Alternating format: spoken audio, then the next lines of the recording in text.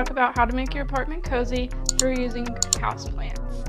So I'm going to talk about my favorite houseplants and some tips on how to utilize this to make your apartment homey. A lot of people have a hard time with apartments because they are generally a little less homey than houses, but I think with the right touches you can really make it your own. So here on my bookshelf I have a number of plants and I'm going to talk through the different kinds. The most important thing though is to find houseplants that you are comfortable with and that you can take care of. They all have different needs and different amounts of water, light, space. You also have to think about if you have small children or pets. Some plants can be toxic, so make sure you do your research. As always, I try to shop local as much as possible and support my local nurseries and plant shops so that way I feel like I'm contributing to the community. To start off, I have these air plants. They're called Xerographicas, and they are the queen of air plants. Air plants are really great because they don't need soil to live. They actually only have to be watered twice a month, and they eat the dust in the air, and that's what gives them nutrients. So I'll tell you a little bit about these, the queen of air plants. They actually curl with dehydration, so if you want them to be all spirally like these, watering them less. If you want them to be more straight, water them more. All you have to do is mist them and let them air dry on the back and the front. So these are definitely my favorite because of how easy they are. I also think they just look really gnarly and kind of creepy in the best of ways. So it's a little fun look. This is a smaller type of air plant. I believe it's called a Medusa. I'm not as good at taking care of these because I forget about them. So this one is a little bit healthier. You can see the growth. But same deal with these, just watering them.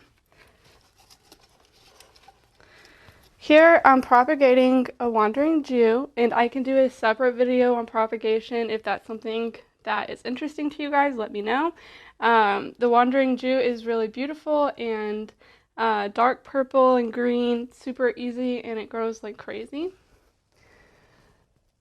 I love it for just a little pop of color. Here I have a succulent, and here I have a golden pothos. The golden pothos is actually toxic to my little kitty, and so I've had to make sure it's totally out of reach for her. I've had this plant for about a year, and when I first got it, the vines were about this length, and then now you can see I've hung them up on the wall to keep them out of reach, and I also really like the look of it. So I also really love having plants in my bedroom because it's really good for air quality. I think it makes it homey as well. I have a pretty awesome canopy bed, and so here I have a neon pothos which I've laced and kind of made it grow through the canopy, and I think it's a really cool look. I also have an orchid, which orchids are harder for me, but so far I've kept it alive for about a month, and I think it looks pretty awesome just chilling up there. I love looking at it in the morning. This is another plant that I propagated from my mother, neon pothos, which is always really fun to see little plant children.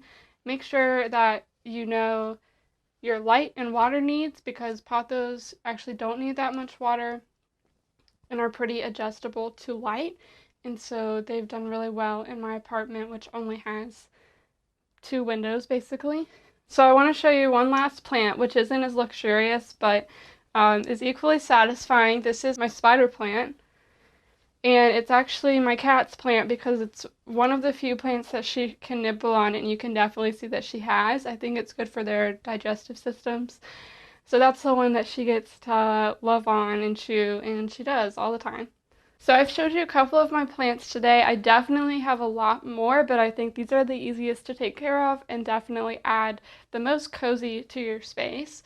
If you find this interesting and want to hear more about my plants, propagation, and interior design, as they say, just make sure you comment. You can also like, subscribe, and hit the bell for me so I feel confident when I make these videos for the universe to enjoy.